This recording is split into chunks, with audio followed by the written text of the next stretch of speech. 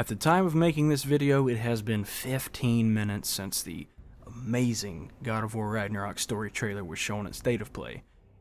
Guys, this is a lot to digest and I want to dive straight into it because I'm just too excited to do anything else.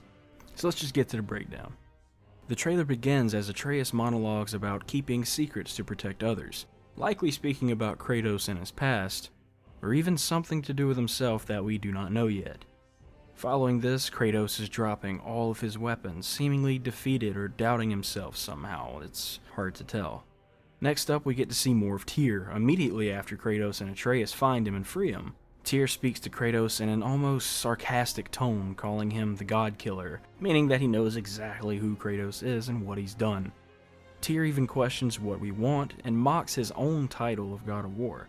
Following our adventures with Tyr, the Allfather himself, Odin, shows up right at Kratos and Atreus' door, and is heard patronizing Kratos, taunting him about his deeds. A mural is shown afterwards, seemingly symbolizing Ragnarok, as the soldiers in this artwork have runes symbolizing different realms on their shields. Atreus is shown holding a black ball following this, and it looks exactly like the blue ball that he had in the first trailer. Since that blue ball says Hati in Nordic runes, we can only assume that this black one is for Skull.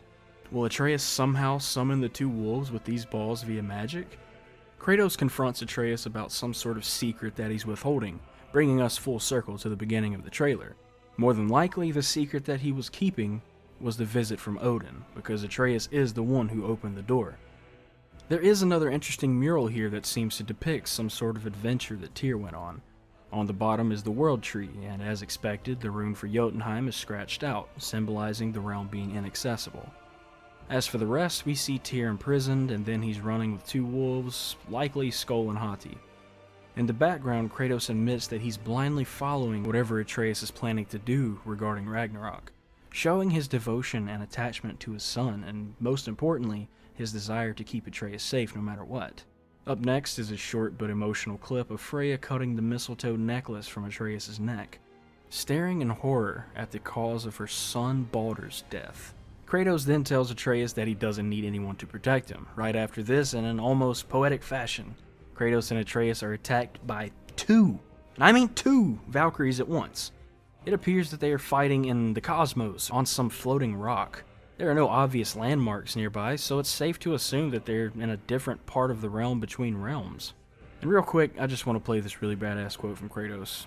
Death can have me when it earns me.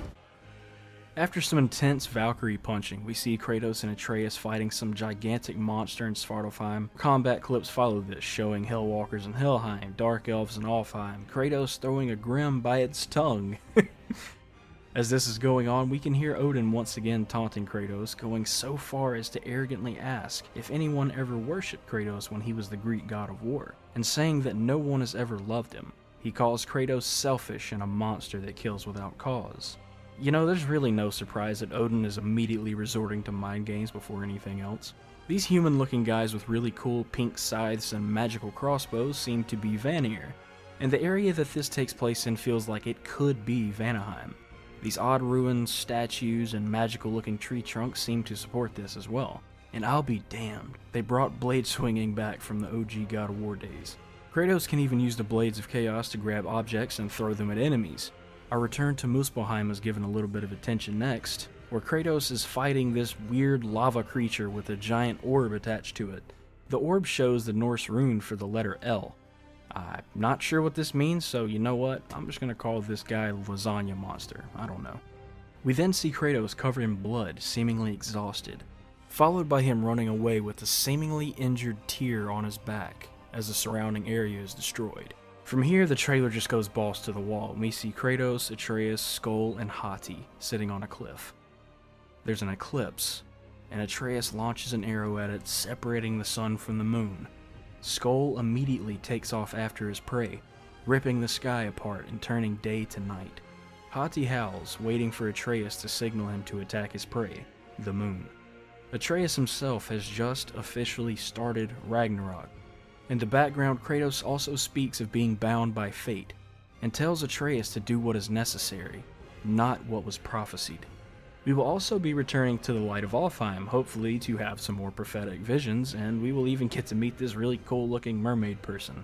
Next, we see what appears to be the realm between realms again, along with a cool looking tree with a bunch of astral birds sitting in its branches. This tree could be where Odin's green ravens come from, and I'd even be willing to say that this is where Odin hung himself, earning the nickname Lord of the Hanged.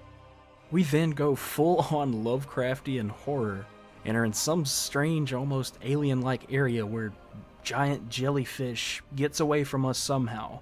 In the distance appears to be the Light of Alfheim, so this could very well be taking place there, or in the realm between realms right outside of Alfheim. I'm not sure if that makes any sense. Tyr even gets to wield a single blade of chaos, and it looks like a butter knife in his hands. He and Kratos do some manly man shit handshaking and seem to forge an alliance between the two gods of war. Now we are finally back in Midgard, on the frozen Lake of Nine right outside of Tyr's temple. Kratos is finally clashing with the absolute unit, Thor, God of Thunder. With that, we've concluded our breakdown of the God of War Ragnarok story trailer. I'm still just as excited as I was when I first began writing for this video, and I'm probably going to stay that excited until November 9th. I'm just so beyond ready for this game, and I feel like it's going to be the best in the entire series. Don't at me. I do apologize for how hectic or all over the place this video may have been, but I really do hope that all of you feel my excitement at the same time. I can't wait to dig more into this and maybe come up with some cool theories, but until then, thank you all so much for watching. I really hope that all of you stick around on this journey towards Ragnarok, because it's going to be a ton of fun. Until next time, you all stay safe and take care.